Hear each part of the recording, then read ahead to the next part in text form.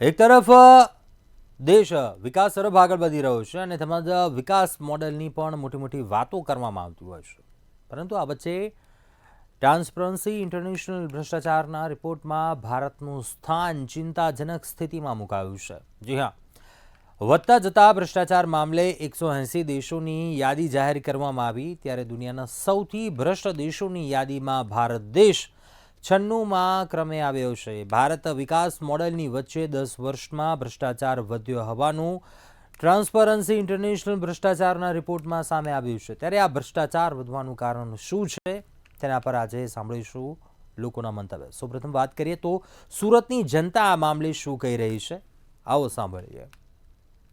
ભારતની અંદર છેલ્લા 10 વર્ષના આંકડા જોઈએ તો ભ્રષ્ટાચાર વધ્યો છે. અમે નથી કહેતા, પરંતુ આંકડાઓ બોલી રહ્યા છે. જે ચોક્કસથી 2014ની વાત કરીએ તો 2014માં ભારત જે છે તે 85માં સ્થાને હતું અને 10 વર્ષ બાદ જોઈએ તો 96 ક્રમે ભારત ભ્રષ્ટાચાર આવી ગયું છે. જે ચોક્કસથી આ જ મુદ્દે આપણે કેટલાક લોકો આપણી સાથે જોડાયા છે, તેઓ સાથે આપણે વાત કરવાની છે આ મુદ્દે કે ભ્રષ્ટાચાર વધ્યો છે, શું કહે છે જનતા તે બાબતે જનતાનો મંતવ્ય જાણીએ. શું નામ છે આપનું? મારું નામ જેડી કથિરિયા.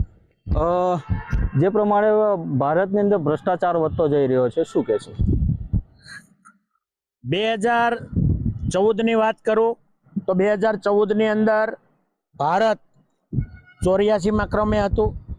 અત્યારે લગભગ 96માં ક્રમે છે. એટલે ભ્રષ્ટાચાર ખૂબ વધ્યો છે અને જો ભ્રષ્ટાચાર ન વધ્યો હોય તો ભારત પાછળ ન ધકેલાય. ભારત આગળ જવું જોઈએ, એની જગ્યાએ પાછળ ગયું છે. એટલે ભ્રષ્ટાચાર તો ખૂબ વધ્યો છે. અને જ્યારે મોદીજી પહેલી વાર વડાપ્રધાન બન્યા ત્યારે લોકોને અપેક્ષા ખૂબ હતી કે ભ્રષ્ટાચાર ભારતની અંદરથી ઓછો થશે, પરંતુ ઓછું થવાના નામ નથી લેતો. એની જગ્યાએ ખૂબ મોટા પ્રમાણમાં ભ્રષ્ટાચાર થઈ રહ્યો છે. કોઈ પણ સરકારી અધિકારી, સરકારી કચેરીએ, કોઈ પણ જગ્યાએ તમે જાઓ તો વગર પૈસે કામ થતું નથી. મામલતદાર જગ્યા હોય, તલાટી હોય, અથવા તો જિલ્લા પંચાયત, તાલુકા પંચાયતની કોઈ પણ કચેરીઓ હોય, અથવા તો પોલીસ સ્ટેશન, કોઈ પણ જગ્યાએ તમને વગર પૈસે કામ થતું નથી. એનો મતલબ સીધો છે કે ભ્રષ્ટાચાર વધ્યો છે. ચોક્કસથી કેટલાક અન્ય લોકો છે તેઓ સાથે વાત કરીશું. શું નામ છે આપનું? મારું નામ છે કેતનભાઈ પટેલ. કેતનભાઈ, 2014 થી લઈને 2024નું જોઈએ તો 2014માં જે પ્રમાણે છે તે ભારત જે છે તે 85માં ક્રમે હતું અને હાલ અત્યારે 96માં ક્રમે આવી ગયું છે. કઈ રીતે જુઓ તમે? આ તો દેખીતી વાત છે કે 2014 ને 2025નું ભારત ખૂબ અલગ છે. તમે જોઈ શકો છો કે ભારતની અંદર હરેક વર્ગ, હરેક ડિપાર્ટમેન્ટમાં ભ્રષ્ટાચાર ખૂબ ચરમસીમાએ પહોંચી ગયો છે. આપણે એક નાનામાં નાની વાત કરીએ તો તમે જોઈ શકો છો કે વરસાદ પડ્યા પછી જ્યારે રોડ રિપેરિંગનું કામ ચાલતું હોય છે તો એ મહિનાની અંદર પાછા ખાડા પડી જાય છે. તમે નાના નાના વિસ્તારોમાં જો તો ચાહે નગરપાલિકા હોય, ગ્રામ પંચાયત હોય, એ લોકોનું પૂરતું કામ નથી કરતી. જ્યારે લોકો પોતાનો ટેક્સ ચૂકવે છે ને પોતાનું કામ કરવાનું હોય તો પણ એમણે પોતાના ખિસ્સામાંથી પોતાના પૈસા ખર્ચવા પડે. એટલે એનો મતલબ એમ છે કે દેખીતી રીતે ભ્રષ્ટાચાર વધી રહ્યો છે. એટલે તમે જોઈ લો કે છેલ્લા 10 વર્ષની અંદર ભારતને જે યુવાધનને સારી નોકરીઓ હોવી જોઈએ, જે સારા સારા ડૉક્ટરોને પોતાના હોસ્પિટલો ખોલવા જોઈએ, સારું શિક્ષણ મળવું જોઈએ. હરેક વર્ગ, હરેક ડિપાર્ટમેન્ટની અંદર ભ્રષ્ટાચાર વધવાને કારણે આજે લાખો લોકો બેરોજગાર છે. લોકોના ધંધાથી લોકો પાયમાલ થઈ ગયા છે. એટલે ચોક્કસથી કહી શકાય કે ભ્રષ્ટાચાર ચરમસીમાએ પહોંચી રહ્યો છે. ચોક્કસથી યુવાધન પણ આપણી સાથે છે, તેઓ સાથે વાત કરીશું. શું નામ છે આપનું? મારું નામ અક્ષય પટેલ છે. જે પ્રમાણે હાલ અત્યારે તમે કહો યુવાધન છો, દેશનું ભવિષ્ય છો, ભ્રષ્ટાચાર વધી રહ્યો છે, શું કહેશો? ભ્રષ્ટાચાર આમ જોવા જઈએ તો ઘણા સમય ખૂબ ચરણસીમા ઉપર છે. આ બાબતે શાળા, કોલેજો, આ ઉપરાંત સરકારી જે પણ યોજનાઓ સરકાર બનાવે છે તેમાં પણ ઘણો ભ્રષ્ટાચાર જોવા મળે છે. હું પોતે કેમિસ્ટ્રી ગ્રેજ્યુએટ છું, પણ આ ઉપરાંત મને લાખો રૂપિયા જે ખર્ચ કર્યા શાળા કોલેજ માટે, પણ મને એની સામે નોકરીમાં કોઈ વળતર મળતું નથી. ગમે એ આપણે સરકારી નોકરી મેળવવા જઈએ તો ત્યાં પણ આપણે ડોનેશન જમા કરાવવું પડે. આ ઉપરાંત એને પૈસા ખવડાવવા પડે ત્યારે આપણે નોકરી મળે છે. તો આ બાબતે ઘણી સંભાળ રાખવી જોઈએ, કેમ કે બહુ તકલીફ પડે છે. જી, ચોક્કસથી શું કહેશો 2015માં ભારતનું પ્રદર્શન ખૂબ સારું હતું. 2015માં શું કહેશો? 2015ની અંદર મોદીજી વડાપ્રધાન પહેલી વાર બન્યા હતા અને લોકોને પણ અપેક્ષા હતી, પરંતુ 2015 એટલે કે 1 વર્ષની અંદર તેમના મંત્રીઓ, અને હજી તો બધું મંત્રીઓ નવા નવા બન્યા હતા એટલે 1 વર્ષ એમણે એવું થોડુંક કદાચ વ્યવસ્થિત ચલાવ્યું છે, પરંતુ છેલ્લા 10 વર્ષની અંદર તમે જુઓ તો કરોડો રૂપિયા મંત્રીઓના, પોતાના જે મંત્રીઓ જેટલા છે, રાજ્ય સરકાર હોય અથવા તો લોકસભાના મંત્રીઓ હોય, એક પણ મંત્રી એવો નથી કે ભ્રષ્ટાચાર નથી કર્યો. એટલે ખૂબ મોટા પાયે પોતાના જ ટીમના જે મંત્રીઓ છે એ ભ્રષ્ટાચાર કરી રહ્યા છે. અને તમે મારા માધ્યમથી તો ઠીક છે, પણ તમે સરકારી આંકડા જોશો તો મંત્રીઓની જે સેલેરી હોય એની કરતાં 20 ગણું જે પોતાની ધન મેળવ્યું છે એ ક્યાંથી આવે છે? ભ્રષ્ટાચાર જ કાંઈ. જી જી, ચોક્કસથી. કેતનભાઈ, તમને પૂછવા માંગીશ કે ભારત જે છે 2014માં 85માં ક્રમે હતું ને હાલ અત્યારે 24ની અંદર 96માં ક્રમે છે. ભ્રષ્ટાચાર વધ્યો છે? 100% ભ્રષ્ટાચાર વધ્યો છે. તમે જોઈ શકો છો કે જીવન જરૂરિયાતની હરેક વસ્તુ પર આજે ભ્રષ્ટાચાર થઈ ગયો છે. જેમ ખાવાની વાત હોય, જેવા પીવાના પાણીની વાત હોય, જીવન જરૂરિયાતની હરેક જે વસ્તુઓ હોય એ બધી ડુપ્લિકેટો બનતી થઈ ગઈ છે. બધામાં ભેળસેળો હોય છે. જ્યારે ભ્રષ્ટાચાર હોય જ નહીં તો આ બધી વસ્તુઓમાં ભેળસેળ થતી જ નથી. જ્યારે મંત્રીઓ હોય, સરકારી અધિકારી હોય, યોગ્ય ચકાસણી કરીને એનું જ્યારે એ કરતા હોય તો આજે કોઈની તાકાત નથી કે એમાં ભ્રષ્ટાચાર કરીને લોકોને ખાવા પીવાની ને જીવન જરૂરિયાતની વસ્તુઓ બધી ભેળસેળ આપી શકે છે. એટલે છેલ્લા 10 વર્ષની અંદર તમે જોઈ લો કે ભ્રષ્ટાચાર ખૂબ ને ખૂબ આગળ વધતો જાય છે. જી જી, ચોક્કસથી. યુવાધન કંઈક કહેવા માંગે છે, તેઓને પૂછ્યું શું કહેવા માંગુ છો? અગાઉ મેં કહ્યું એમ કે સરકારી નોકરી માટે વિદ્યાર્થીઓ માટે, સામાન્ય માણસના વિદ્યાર્થીઓ માટે કોઈ પણ વ્યવસ્થા નથી. આ ઉપરાંત અમે જો થોડા પૈસા બચાવીને પોતાનો બિઝનેસ ચાલુ કરવા માંગીએ તો એમાં પણ આપણે સરકારી જે ડોક્યુમેન્ટેશન હોય, મેં અગાઉ કહ્યું એમ મેં કેમિકલ એન્જિનિયરિંગ કર્યું છે, તો મારે આગળ મારી ફિલ્ડમાં કંઈ મારું ઘરનું કરવું છે તો એમાં પણ સરકારી જે ઓફિસરો છે એ 25 લાખ 30 લાખ રૂપિયા માગે છે કે કાગળ ઉપર સાઇન કરવા. તો આ બાબતે વિચારવા જેવું છે કે જે કાગળના આપણે સર્ટિફિકેટ જે ફ્રીમાં મળવા જોઈએ એના માટે પણ 20-25 લાખ રૂપિયા આપણે માગે છે. ચોક્કસથી. શું કેવું છે, આ ભ્રષ્ટાચાર નાબૂદ થવો જોઈએ? શું કહેશો? ભ્રષ્ટાચાર નાબૂદ કરવો જોઈએ, કેમ કે એ આપણા માટે, વિદ્યાર્થીઓ માટે ખાસ કરીને, આગામી પેઢી જે છે, યુવા પેઢી જે છે એના માટે આપણે ભ્રષ્ટાચાર નાબૂદ કરવા જેવો ગંભીર વિષય છે. ભ્રષ્ટાચાર નાબૂદ થવો જોઈએ. જી જી, ચોક્કસથી. આથી જનતા આને જણાવી રહી છે કે ભ્રષ્ટાચાર છે તે ક્યાંક ને ક્યાંક ચોક્કસપણે ચરમસીમાએ પહોંચ્યો છે, તેને નાબૂદ ચોક્કસપણે કરવો જોઈએ. અક્ષય મકવાણા, મંતવ્ય ન્યૂઝ, સુરત. આગળ વાત કરીએ રાજકોટની જનતા શું કહી રહી છે આ મામલે, આવો સાંભળીએ. ભારતમાં ભ્રષ્ટાચારનું પ્રમાણ ખૂબ જ વધ્યું છે અને આને જ લઈને જે કહી શકાય કે એક જે સર્વે થયો હતો તેમાં ભારતનું સ્થાન ક્યાંક ને ક્યાંક ભ્રષ્ટાચાર વધ્યું એ પ્રકારનું જે રિપોર્ટ છે તે આવ્યું છે. આપણી સાથે રાજકોટ વાસીઓ જોડાણા છે, એમની સાથે જ વાત કરશું તેઓ શું કહી રહ્યા છે આ અંગે. શું કહેશો? ખાસ તો ભ્રષ્ટાચાર ભારતમાં વધ્યું છે, આને લઈને શું કહેશો? ક્યાંક ને ક્યાંક માનવ પ્રકૃતિની અંદર અત્યારના 21મી સદીના ફાસ્ટ યુગની અંદર લોભ લાલચની વૃત્તિ ખૂબ હાવી થઈ છે. એના કારણે ક્યાંક અમુક અધિકારી આલમમાં આનો રોગ વ્યાપી ચૂક્યો છે. પણ ગુજરાતની અંદર ભારતીય જનતા પાર્ટીની સરકાર ભૂપેન્દ્રભાઈ પટેલના નેતૃત્વમાં આ દર્દની અસરકારક દવા ખૂબ સારી રીતે જાણે છે. રાજકોટમાં નજીકના ભૂતકાળમાં જે આવા લાંચિયા અધિકારીઓ હતા, સાગઠિયા સાહેબ જેવા, આજે પણ જેલના સળિયા ગણી રહ્યા છે. પાપ ક્યારેય કોઈને છોડતું નથી, કરમ તમારા કરેલા ભોગવવા જ પડે છે. આ આધ્યાત્મિક વાત છે, જેથી કરીને આપના માધ્યમથી આ અધિકારી આલમમાં જે કોઈ આવા લાંચિયા અધિકારીઓ છે એમને ચેતવણી પણ આપીએ છીએ અને વિનંતી પણ કરીએ છીએ કે આવા કૃત્યોથી આપ દૂર રહ્યો, કેમ કે આ જે આપ ભ્રષ્ટાચાર આદરો છો એનું પરિણામ ક્યાંક ને ક્યાંક જેલમાં જ વિતાવવાનું આવે છે અને જેલમાં ગયા પછી આપના પરિવારની પણ અવદશા અને દુર્દશા થઈ જશે. માટે વિકસિત ભારતને આગળ ધપાવવા માટે આપનો સહયોગ આપી અને નરેન્દ્રભાઈ મોદીના હાથ મજબૂત કરી અને ભ્રષ્ટાચારથી દૂર રહ્યો. આપ શું કહેશો ભરતભાઈ? ખાસ તો ભ્રષ્ટાચારનું પ્રમાણ વધ્યું છે.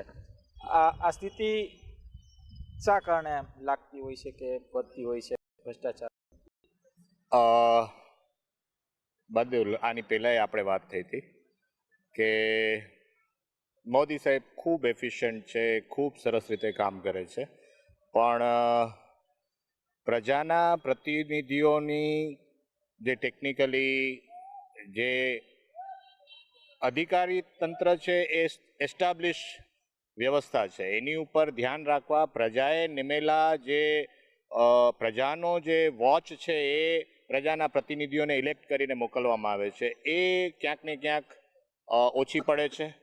બીજું ભ્રષ્ટાચારની જે વાત છે એમાં પ્રયાસો કરાતા દેખાય છે પણ એનું પરિણામ દેખાતું નથી. કદાચ આવનારા ભવિષ્યમાં આર્ટિફિશિયલ ઇન્ટેલિજન્સ અને એને લીધે ખૂબ મોટો ફેર પડશે કે જે અત્યારે એમ માનતા હોય કે મારી કાંઈ કોઈને ખબર નહીં પડે એ બધા એને આર્ટિફિશિયલ ઇન્ટેલિજન્સ આવશે એટલે આરામથી ગોતી શકશે. એટલે જેમ હમણાં ભાઈએ કીધું કે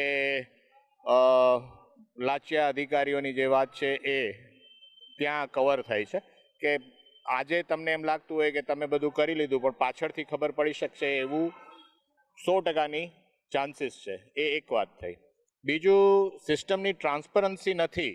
બીજું કાયદાઓ ખૂબ કોમ્પ્લેક્સ લેવલે કામ કરે છે. પ્રજા માટે સરળતાથી કામ થઈ શકે એવા કાયદાની બદલે મારું એમ કહેવાનું છે કે એક પર્સન છે એ પ્રોડક્ટિવ મશીન હોય તો એ પ્રોડક્ટિવ મશીનને હેલ્પિંગ થાય એવી રીતના ગવર્મેન્ટના મિકેનિઝમ્સ હોવા જોઈએ. એની બદલે તમને ટાંટિયા ખેંચીને નીચે પાડવામાં આવતા હોય એવી જ રીતની હજુ પણ વ્યવસ્થા છે. લાયસન્સ રાજ નહોતા પણ રેગ્યુલેશન્સ એટલા બધા અનનેસેસરીલી વધારવામાં આવે છે. લોઝ જેટલા વધતા જાય એમ લોકો ફ્રીલી કામ ના કરી શકે. લોકોને ગાઈડ કરવાના હોય. તમે આધાર કાર્ડ ને બીજું કરાવવાનું હતું તો તમે લોકોને જઈને તમે એમને એજ્યુકેટ કરીને એને કરાવડાવીને કરી રાખ્યા. તો એવી રીતે દરેક કામ માટે તમે અધિકારી તંત્ર પાસેથી એવી આશા શા માટે ના રાખી શકાય કે તમે એને મદદ કરવા જાઓ?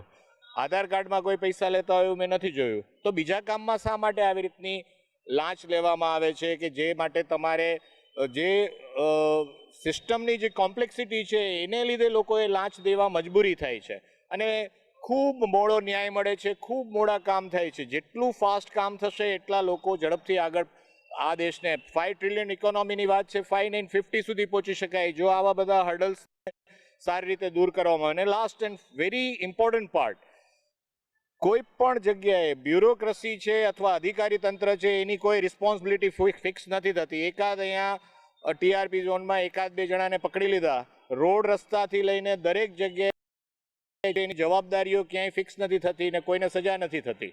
જો એ દિશા તરફ કામ કરવામાં આવે તો એ બે તરફું કામ થાય. એ માટે ગવર્મેન્ટે કંઈક સિન્સિયરલી વિચારવું જોઈએ.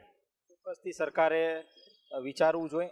આપ શું કહેશો કે પ્રયત્નો સરકાર કરી રહી છે પણ ક્યાં ઉણપ રહી જાય છે ભ્રષ્ટાચાર મુદ્દે?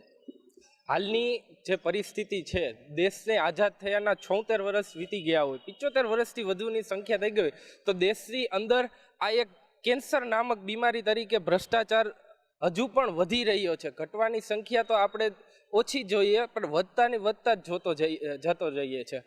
ક્યાંક ને ક્યાંક જે અધિકારીઓ છે જે પોતાના પાવરનો ખોટો દુરુપયોગ કરીને આ ખોટી રકમો નાગરિકો પાસેથી સ્વીકારતા હોય છે તો એ ક્યાંક ને ક્યાંક ખોટી વસ્તુ છે અને આવા અધિકારીઓને સજા ચોક્કસ રીતે મળવી જોઈએ અને કડકમાં કડક મળવી જોઈએ. બધા વિભાગમાં ટ્રાન્સપરન્સી આવી છે, આવી વાત ક્યાંક સરકાર કરી રહી છે, શું કહેશો આને લઈને? આ વાતને હું તો અત્યારે સ્વીકાર નથી કરતો, કારણ કે ક્યાંક ને ક્યાંક જોવો તો શહેરના એક સામાન્ય ટાઉન પ્લાનર તરીકે જો કોઈ વ્યક્તિ એક આવેલો હોય અને એની શહેરમાં કરોડોની સંપત્તિ જ્યારે પ્રાપ્ત થાય. એક સામાન્ય બિઝનેસમેનને જ્યારે એક પેટ્રોલ પંપનું બનાવવો હોય ત્યારે તેને કેટલી સમસ્યાઓ થતી હોય. જ્યારે આવા ટાઉન પ્લાનર તરીકે કોઈ સરકારી અધિકારી આવ્યો હોય તેમના નામે 2-3 પેટ્રોલ પંપ જોવા મળતા હોય તો ક્યાંક ને ક્યાંક એ અધિકારી ભ્રષ્ટાચારી હતો અને ક્યાંક ને ક્યાંક એ નાગરિકોના પૈસાનું કરતા હોય એવું પણ આપણે જોઈ શકતા હોય છે.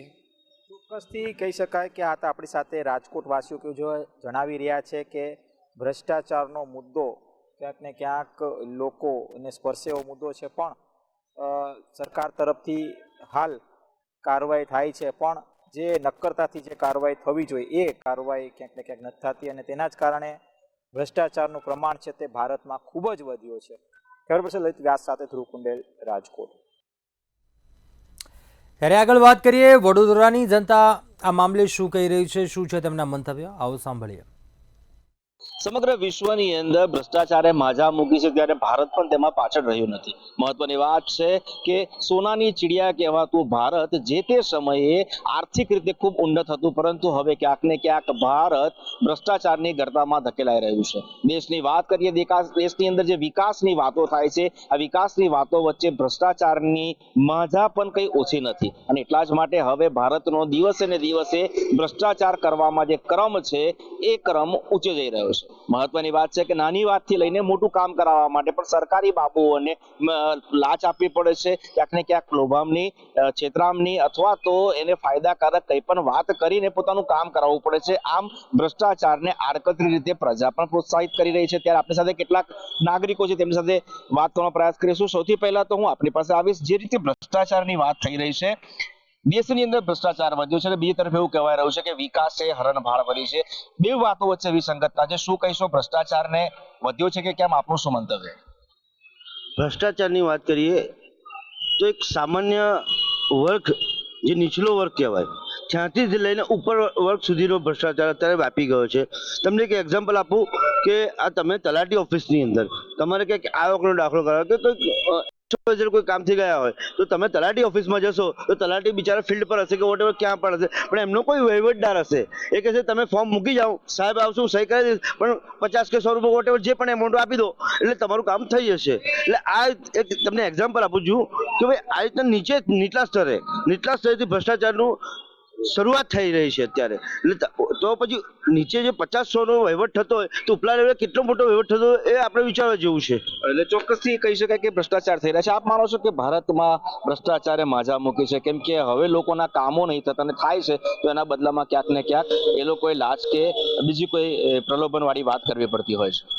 આખા દેશમાં આપણે જોઈ શકતા હોય કે ગુજરાત હોય કે કોઈ પણ ઇજારદાર હોય, કોઈ પણ કોન્ટ્રાક્ટર હોય, કોઈ કામ લેવું હોય કે એને કરવું હોય તો એને આપ્યા વગર એનો છૂટકો નથી, કામ મળતું નથી ને કામ પછી હલકી ગુણવત્તાવાળું કરવામાં આવે છે. એટલે ભ્રષ્ટાચાર તો દરેક વિષયમાં દેશમાં વધતો જાય છે, ગુજરાતમાં વધતો જાય છે, વડોદરા શહેરમાં અમે જાહેર જીવનમાં છે, અમે જાણીએ છીએ કે દરેક વસ્તુમાં ભ્રષ્ટાચારની હદ વધી ગઈ છે, ખૂબ વધી ગયો છે. એટલે બને એટલું ભ્રષ્ટાચાર ઓછો થાય એના લીધે અમે માંગણી કરીએ છીએ. આપણી સાથે અન્ય એક ભાઈ છે, જે રીતે ભ્રષ્ટાચારની વાત કરીએ, ભાઈએ કીધું એ પ્રમાણે કે પ્રત્યેક જગ્યાએ પ્રત્યેક વાતોમાં ભ્રષ્ટાચારની બદબુ આવી રહી છે. આપ શું માનો છો, આપને કોઈ અનુભવ હોય અથવા તો શું કહેવા માંગશો ભ્રષ્ટાચારને લઈને? કોઈ પણ ઓફિસમાં તમે જાઓ કે કોઈ પણ કામ અર્થે જાઓ એટલે તમારે ભ્રષ્ટાચાર માટે જે સામેનો અધિકારી હોય એને કામ કરાવવા માટે તમારે વધારાના નાણાં ચૂકવવા જ પડે અને એ નાણાં લીધા વગર કામ જ ના કરે. નહીં તો એ તમને એવું કહી દે કે તમારે આ ડોક્યુમેન્ટ ખૂટે છે, પેલા ડોક્યુમેન્ટ ખૂટે છે, પેલું કાગળ જોઈશે, પેલું કાગળ જોઈશે, આ માહિતી જોઈશે, એમ કરીને તમને ધરમ ધક્કા ખવડાયા કરે. આખરે તમે કંટાળીને એને જે કંઈક ભ્રષ્ટાચારના નાણાં જોઈતા હોય એ તમે જ્યાં સુધી પૂરા ના પાડો ત્યાં સુધી એ અધિકારી તમારું કામ ના કરે. સામાન્ય નાગરિક એટલો બધો ત્રસ્ત થઈ જાય કે એણે છેલ્લા કંટાળીને એને જે નાણાં ચૂકવવાના હોય એ ચૂકવીને પણ એના કામ કરે. એટલે ભારત દેશની અંદર તમે ઠેર ઠેર કોઈ પણ જગ્યાએ કોઈ પણ કશું પણ કરો તમારે ભ્રષ્ટાચારના નાણાં ચૂકવવાના જ છે. ત્યારે ભારત ભ્રષ્ટાચારના મામલે એટલું બધું આગળ વધી ગયું છે કે એનો કોઈક આપણે એ કરવા જઈએ ને હિસાબ કરવા જઈએ તો થાય જ એમ નથી. ચોક્કસથી આ તમામ નાગરિકો શહેરના છે તેઓનું સ્પષ્ટ કહેવું છે કે દેશમાં ભ્રષ્ટાચાર વધ્યો છે. અલબત્ત અહીંયા એ વાત પણ છે કે આઝાદીના આટલા વર્ષો પછી સ્વર્ણિમ ભારતની હાલત એ છે કે ગ્રામ્ય કક્ષાએ જે રસ્તાઓ બને છે રસ્તાઓ પણ હલકી ગુણવત્તાના બને છે. એના ઇજારદારો દ્વારા વ્યાપક ભ્રષ્ટાચાર આચરીને ક્યાંક ને ક્યાંક કામ કરી દેવામાં આવે છે, પરંતુ એ કામની ગુણવત્તા પર અનેક સવાલો પણ ઉભા થતા હોય છે, કેમ કે એ રસ્તાઓ વારંવાર તૂટી જતા હોય. ના માત્ર રસ્તાની વાત કરીએ, પરંતુ જે મોટા મોટા પ્રોજેક્ટ્સ હોય છે, મોટા મોટા પ્રોજેક્ટ્સમાં પણ એટલી જ ખાઈ કે એટલો જ ભ્રષ્ટાચાર વ્યાપેલો છે, જેને લઈને જે પરિણામો પ્રજા સરકાર પાસે અપેક્ષા રાખી રહી છે, પરિણામોની અપેક્ષાઓ સદંતર નિષ્ફળ થતી જાય છે. અને એમ ચોક્કસથી કહી શકાય કે ભારતની અંદર દિવસે ને દિવસે ભ્રષ્ટાચાર પણ વધી રહ્યો છે. કેમેરા પર્સન મિલિંદ સાથે તુષાર પટેલ, મંતવ્ય ન્યૂઝ, વડોદરા. તો આજે મારો અવાજમાં બસ આટલું. કાલે મળીશું નવા એક વિષયની સાથે. આપ જોતા રહો મંતવ્ય ન્યૂઝ.